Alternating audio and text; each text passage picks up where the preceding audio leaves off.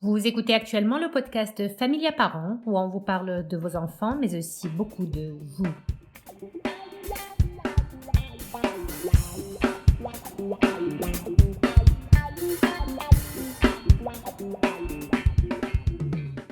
Bonjour, je suis votre coach familial, Kauthar Blibish Silawi, et ceci est le 5e épisode de mon podcast Familia Parents. Aujourd'hui, on va parler exclusivement de vous. On me pose souvent la question suivante. Quel est le meilleur conseil que vous pouvez donner aux parents? Et ma réponse est souvent la même. Soyez moins critique, soyez plus indulgent vers vous-même et prenez soin de vous. En fait, je vais surtout parler aujourd'hui des parents qui pensent avoir de super pouvoirs, qu'il faut qu'ils fassent tout seuls, ceci pour leurs enfants, cela pour leurs conjoints, et encore ceci pour la famille, et encore cela pour je ne sais qui ou je ne sais quoi, et s'oublient entre-temps. Ils prennent soin de tout et de tout le monde, veulent aider, donner, faire, comprendre, être là pour les autres, mais ne le font pas, ou si peu, pour eux-mêmes. Il va sans dire que cela s'applique aussi au plan émotionnel, dans le sens où ils ressentent de l'empathie, de la compassion pour les autres, mettent en œuvre beaucoup de choses pour les aider, les soulager, mais quand il s'agit d'eux-mêmes, il en va autrement. Ils se jugent constamment, se dévalorisent beaucoup et ressentent si peu de compassion envers eux-mêmes. Mon propos aujourd'hui est de vous montrer pourquoi vous devez apprendre à être plus indulgent avec vous-même, à avoir de la compassion pour vous-même, à vous autoriser à vous faire passer avant les autres quelquefois, à vous aimer plus. Comme d'habitude, à la fin de l'épisode, un exercice vous aidera à commencer à le faire dès aujourd'hui. Une énorme partie de mon travail de coach familial est d'apprendre aux parents à prendre soin d'eux. Et je peux vous dire que ce n'est pas aussi évident que ça en a l'air. Je me rends de plus en plus compte à travers mon expérience et celle des parents que j'accompagne à quel point ça peut être compliqué pour certains adultes de le faire ou même de se rendre compte qu'il faut le faire.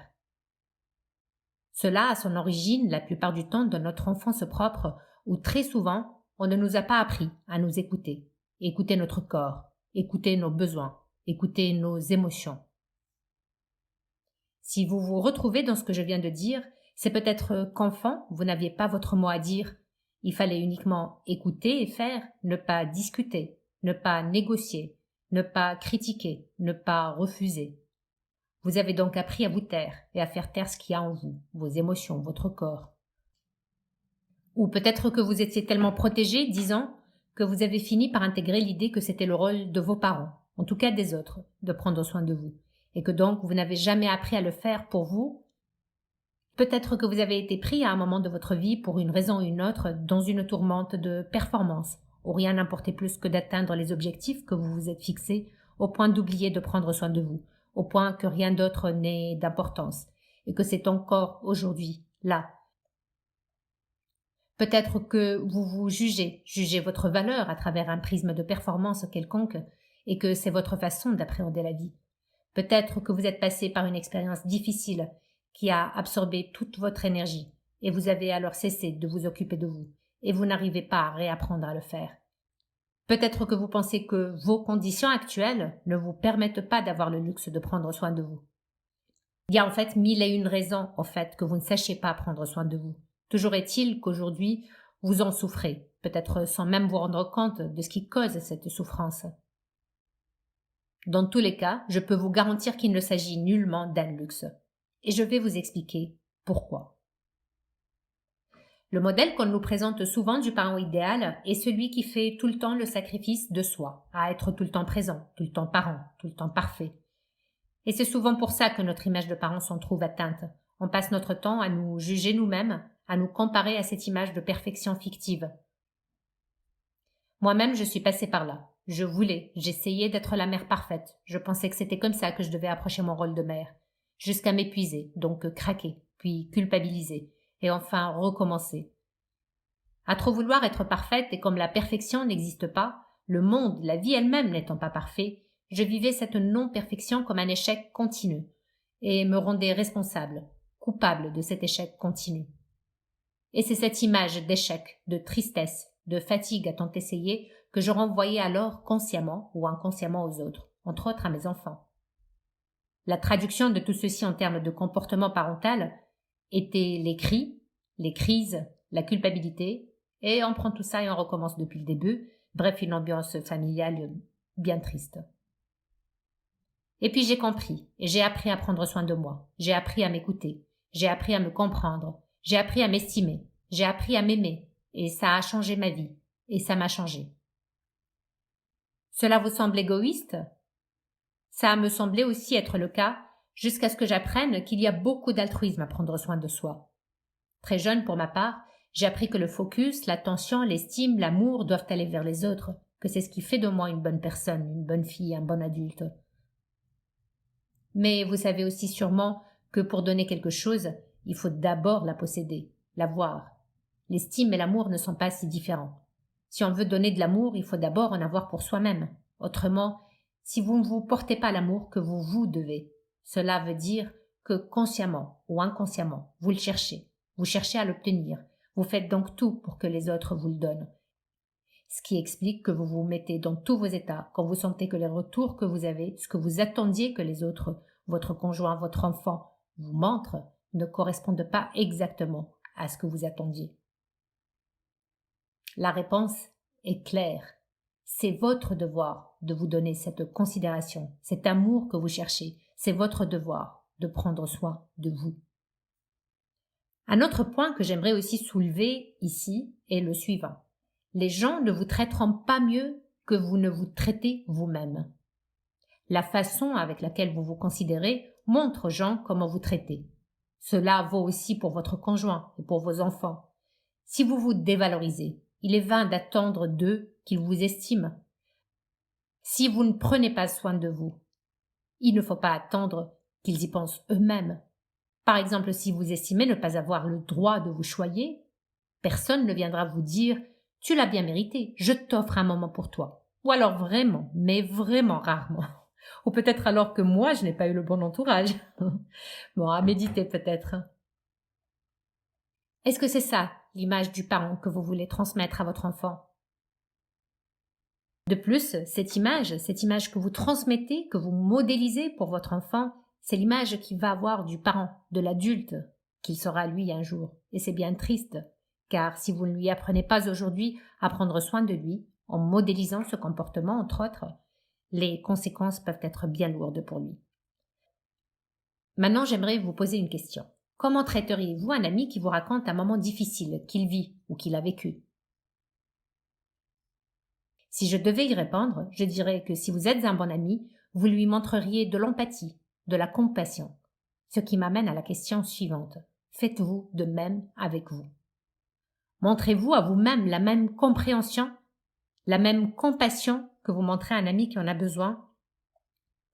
Si votre réponse est oui, je vous félicite, car vous savez être à l'écoute de vos besoins et de vos émotions. Mais si vous êtes comme la plupart des gens, comme la plupart des parents surtout, la réponse est clairement négative. Je vous invite donc à vous autoriser, à vous accorder au moins la même considération, la même reconnaissance, la même compréhension, le même amour que vous accordez à un ami proche. Prenez la décision, aujourd'hui, pour vous et pour les vôtres, de vous offrir ce que vous offrez aux autres et de vous offrir ce que vous attendez des autres. Mais comment, me direz-vous? Concrètement, qu'est-ce que cela veut dire? Et vous avez bien raison de poser la question, car, à quelques exceptions près, nous n'avons pas appris et souvent rarement vu des modèles, des gens qui savent prendre soin d'eux-mêmes autour de nous. Alors nous ne savons pas comment le faire. Nous ne nous accordons pas le temps, pensant qu'il y a d'autres priorités, et on finit par s'oublier soi-même, se reléguer à l'un des derniers plans. Ma réponse est la suivante. Tout est question de focus, d'exercice et d'habitude. On apprend peu de choses sans en vivre l'expérience, sans installer des habitudes. Pour apprendre à marcher, il a fallu passer par plusieurs étapes. Au début, on n'y arrivait pas, puis nos pieds ont commencé à nous porter, et on perdait l'équilibre, et on tombait, et puis on a fini par apprendre, et enfin par avoir l'habitude de marcher. Et là, on ne pense plus à tout ce que notre corps et notre cerveau doivent mettre en œuvre pour faire des pas. Alors, commencez aujourd'hui à installer l'habitude de prendre soin de vous. Vous le valez bien. Laissez-moi vous aider aujourd'hui à faire quelques pas dans cette direction. Pour être clair ici, ce n'est évidemment pas tout le chemin que je vais vous faire car chaque personne, chaque situation, chaque histoire est particulière et il faut creuser en vous pour connaître les raisons de votre situation et les solutions adéquates pour apprendre à vous aimer ou à mieux vous aimer. Mais si vous commencez à faire quelques pas aujourd'hui, si vous vous l'autorisez, je vous garantis que le résultat en vaudra la chandelle. Parole de coach. Je vous demande donc de prendre un moment maintenant pour votre exercice. Installez-vous confortablement. Prenez une feuille et un stylo si vous le pouvez et c'est parti. Quand vous vous sentez fatigué, physiquement ou moralement, que vous êtes submergé, à bout de souffle, que faites-vous? Je vais vous dire ce qu'on fait en général. C'est souvent pendant ces moments-là qu'on se fait le plus mal, que nous commençons à nous juger et à mal nous juger, et alors nous prenons des décisions qui émanent de douleur et nous faisons des erreurs, et nous nous jugeons encore plus mal. Alors je vous invite aujourd'hui à faire autrement. Si vous vous sentez submergé, faites une pause. Observez, admettez, acceptez la difficulté de ce que vous êtes en train de vivre, de la situation dans laquelle vous êtes. Donnez-vous le droit de vous sentir triste, de ressentir de la peine pour vous-même. Arrêtez de vous juger et demandez-vous à la place qu'est-ce que vous pourriez faire pour vous-même, là, maintenant, tout de suite, qui pourrait vous réconforter, vous aider à vous sentir mieux, à aller mieux. De quoi avez-vous besoin, là, maintenant, tout de suite? Laissez les décisions pour plus tard et concentrez-vous, sur ce que vous pouvez faire pour vous. Peut-être pourriez-vous aller plus loin et anticiper une situation difficile maintenant et réfléchir dès maintenant à ce que vous ferez pour vous réconforter quand la situation se présentera. C'était votre premier exercice. Le deuxième exercice est le suivant. Concentrez-vous sur votre routine quotidienne. Faites la liste de ce que vous faites au quotidien et voyez comment vous pouvez l'améliorer pour libérer des moments pour vous, car prendre soin de vous est aussi prendre le temps de vous faire du bien. Dans votre routine quotidienne, qu'est-ce que vous pouvez enlever ou déléguer aujourd'hui? Sur quoi pouvez-vous lâcher prise? Peut-être que votre conjoint pourrait emmener ou ramener les enfants de l'école. Peut-être qu'il pourrait les emmener faire leur activité. Peut-être que vous pourriez vous arranger autrement pour les courses afin de ne pas en faire tous les jours. Peut-être n'est-il pas indispensable de passer la serpillière tous les jours. Enlevez au moins une chose de votre routine et demandez-vous ensuite qu'est-ce que vous allez prendre le temps de faire pour vous chaque jour à partir d'aujourd'hui.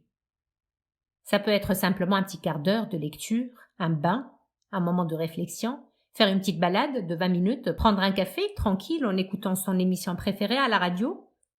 Aménagez un moment dans votre journée, complètement dédié à ce que vous décidez de faire. Un moment où vous ne risquez pas d'être interrompu par votre enfant qui a besoin de je ne sais quelle chose qu'il a perdue, ou vos enfants qui se chamaillent. Ça sera peut-être à votre conjoint de gérer les enfants pendant ce temps-là, ou alors ça sera pendant qu'il serait encore à l'école, peut-être le soir, après qu'il se soit mis au lit, peut-être tôt le matin, avant que tout le monde ne se lève. Décidez de prendre ce temps ici et maintenant et faites tout pour l'installer dans votre routine quotidienne. Et enfin, demandez-vous, qu'est-ce que vous pouvez faire pour vous d'exceptionnel une fois par semaine, au moins? Peut-être une sortie entre amis ou une visio, vu les temps qui courent. Peut-être aller chez le coiffeur, peut-être vous inscrire à un cours de chant, de danse ou à une activité quelconque qui vous fait plaisir. Peut-être une longue balade dans la nature pour vous aérer l'esprit, seul ou accompagné, prévoir du temps pour sa série préférée, ou simplement une soirée pyjama pizza tranquille. Rappelez-vous, tous les efforts que vous ferez aujourd'hui pour prendre soin de vous paieront, à court, à moyen et à long terme, et vous ne serez certainement pas le seul à en bénéficier. Parole de coach. Nous arrivons ainsi à la fin de l'épisode. Merci de nous avoir écoutés. Ce podcast est publié sur Google Podcast, Apple Podcast, Spotify et bien d'autres encore. Vous trouverez tous les liens sur notre page Facebook Familia Coaching Plus et sur notre site web familiacoachingplus.com, rubrique podcast. Si vous avez besoin d'aide pour les exercices proposés ici, j'ai créé pour vous un groupe Familia Parents sur Facebook. N'hésitez pas à le rejoindre. Je me ferai un plaisir de vous répondre et de vous aider. N'hésitez pas à y poser vos questions, à y suggérer des sujets ou simplement à y partager votre expérience. Si vous pensez avoir besoin d'une aide plus personnalisée, n'hésitez pas à réserver une session privée à travers notre page Facebook ou sur notre site web.